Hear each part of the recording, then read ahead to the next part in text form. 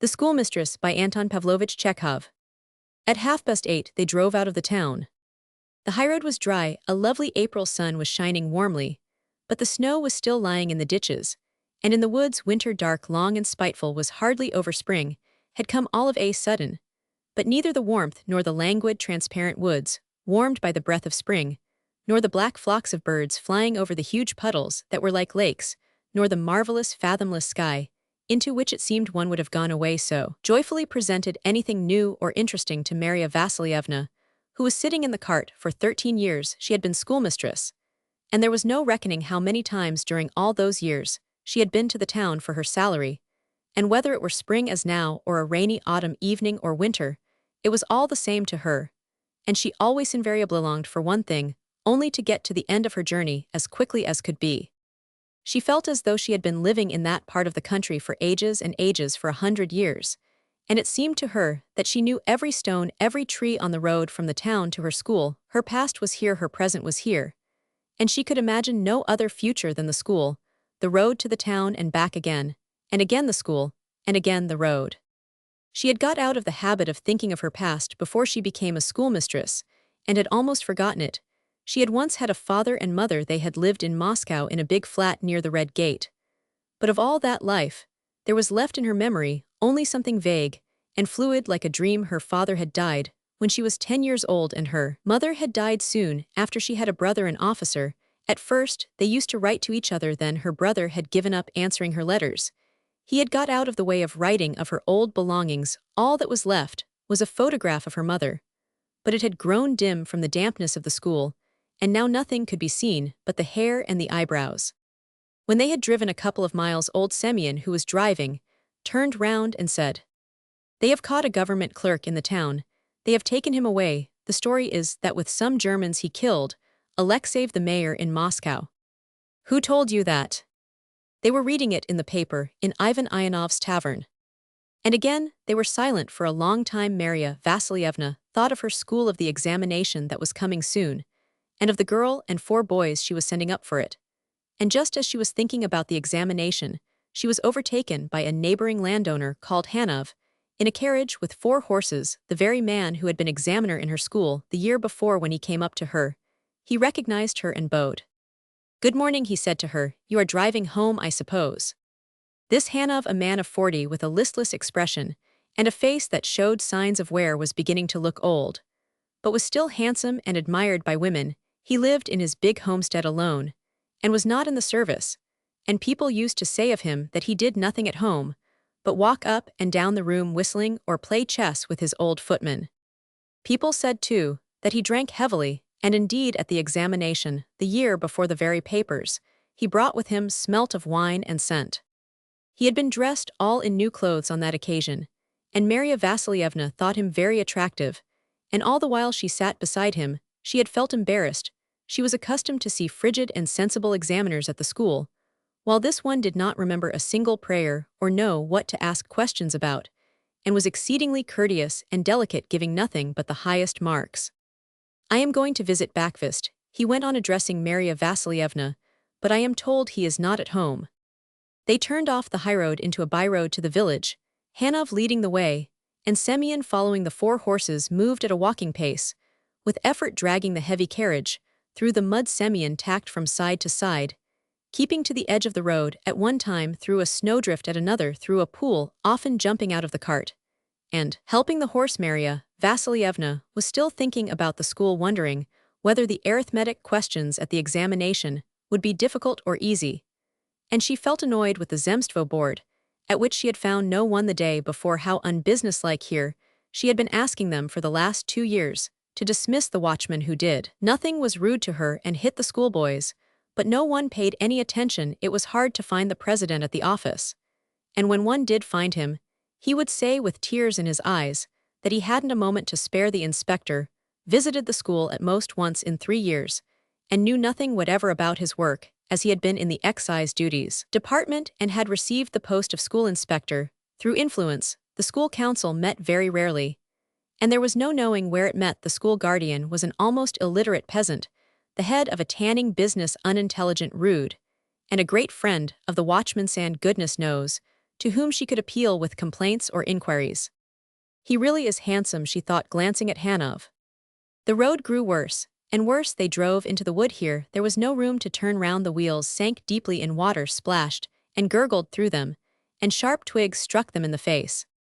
What a road, said Hanov, and he laughed. The schoolmistress looked at him, and could not understand why this queer man lived here. What could his money, his interesting appearance, his refined bearing do for him here in this mud, in this godforsaken dreary place? He got no special advantages out of life. And here, like, Semyon was driving at a jog-trot on an appalling road, and enduring the same discomforts. Why live here if one could live in Petersburg or abroad? And one would have thought it would be nothing for a rich man like him to make a road instead of this bad one, to avoid enduring this misery, and seeing the despair on the faces of his coachman and Semyon.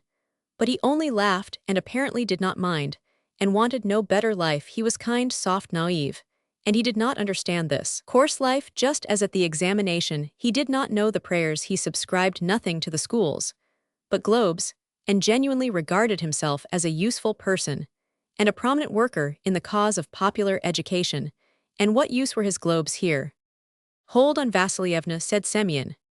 The cart lurched violently and was on the point of upsetting. Something heavy rolled on to Maria Vassilievna's feet. It was her parcel of purchases. There was a steep ascent uphill through the clay here, in the winding ditches. Rivulets were gurgling, the water seemed to have gnawed away the road. And how could one get along here? The horses breathed hard. Hanov got out of his carriage and walked at the side of the road. In his long overcoat he was hot. What a road, he said, and laughed again. It would soon smash up one's carriage. Nobody obliges you to drive about in such weather, said Semyon surlily.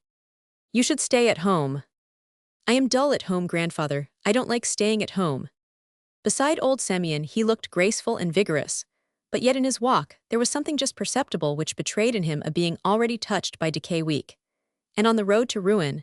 And all at once there was a whiff of spirits in the wood. Maria Vassilievna was filled with dread and pity for this man going to his ruin for no visible cause or reason, and it came into her mind that if she had been his wife or sister she would have devoted her whole life to saving him from ruin. His wife's life was so ordered that here he was living in his great house alone, and she was living in a godforsaken village alone.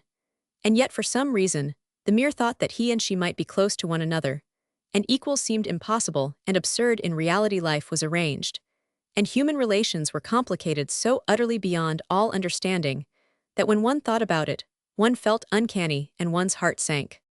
And it is beyond all understanding, she thought, why God gives beauty this graciousness, and sad sweet eyes, to weak, unlucky, useless people. They are so charming.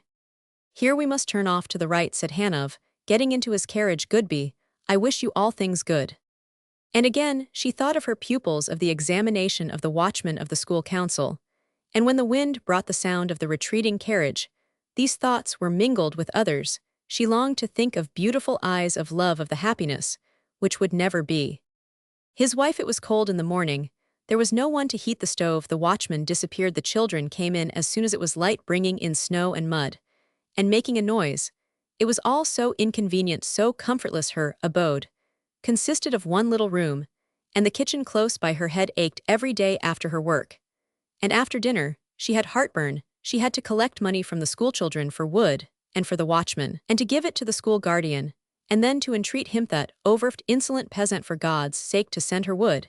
And at night she dreamed of examinations, peasant snowdrifts, and this life was making her grow old and coarse, making her ugly, angular, and awkward, as though she were made of lead.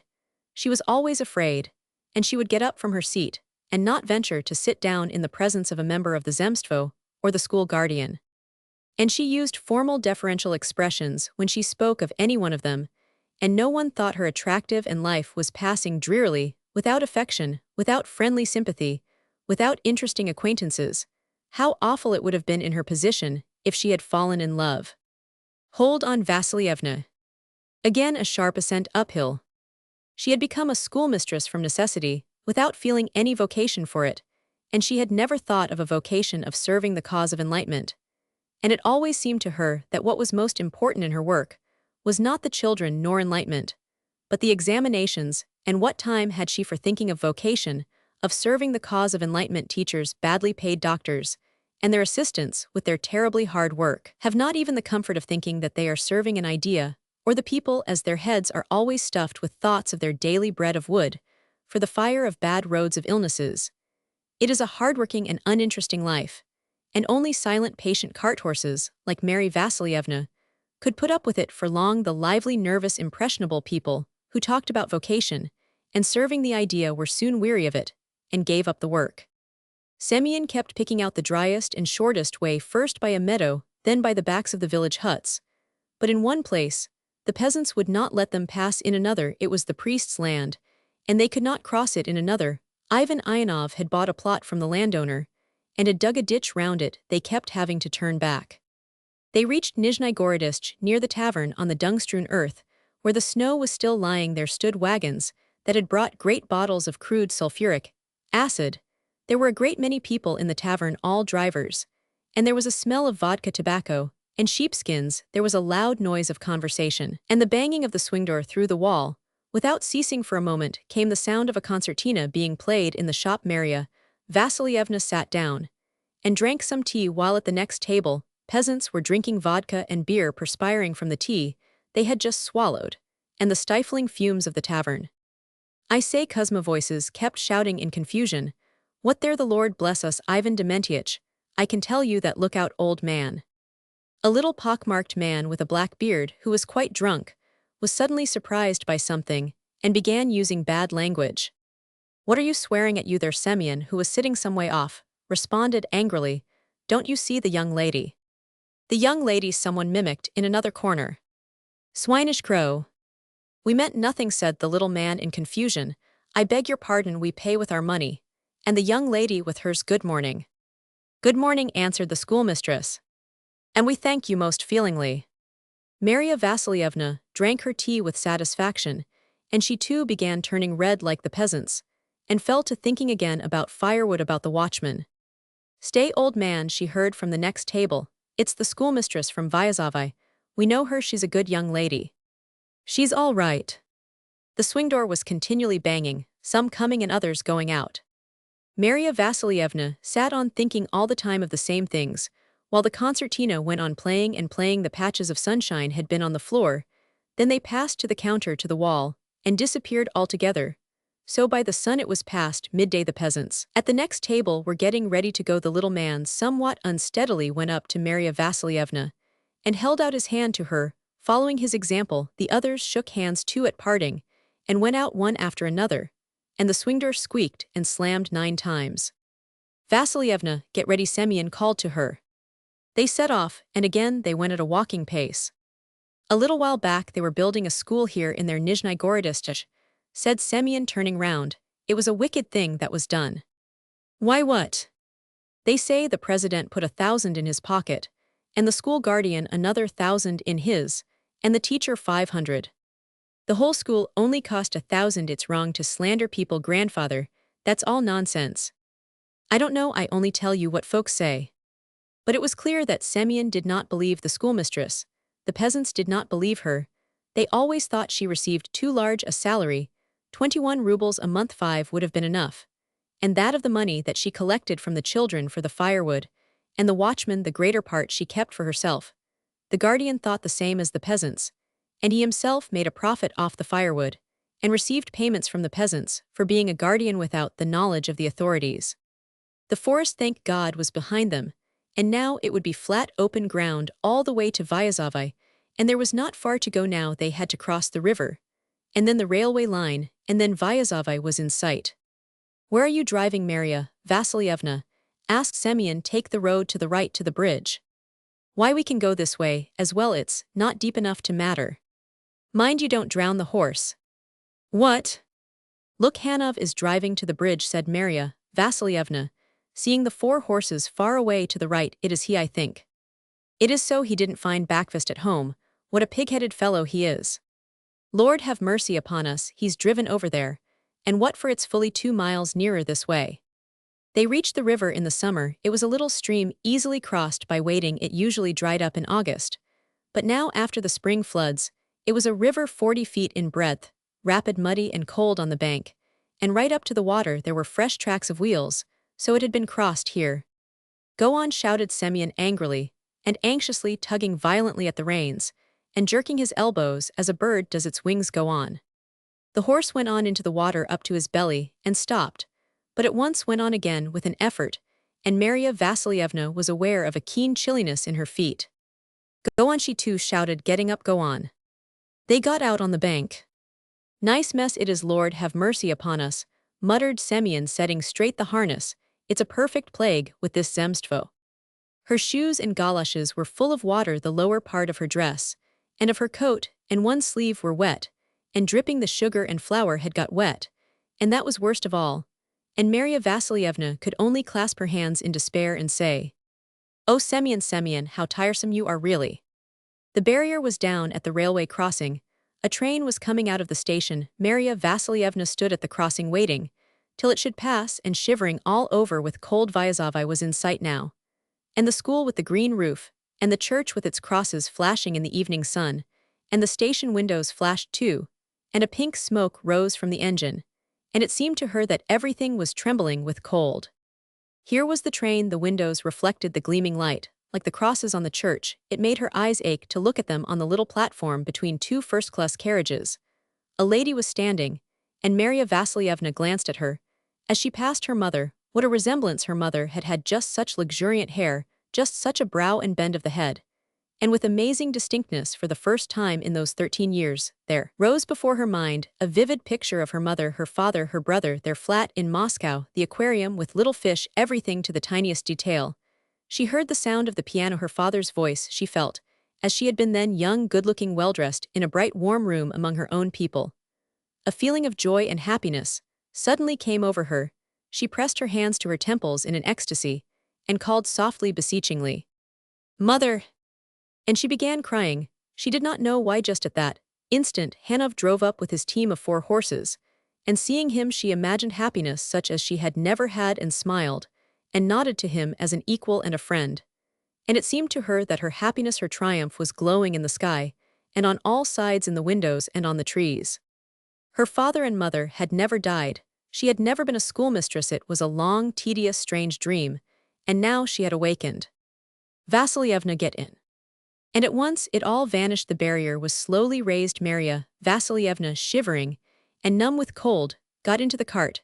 The carriage with the 4 horses crossed the railway line. Semyon followed it. The signalman took off his cap.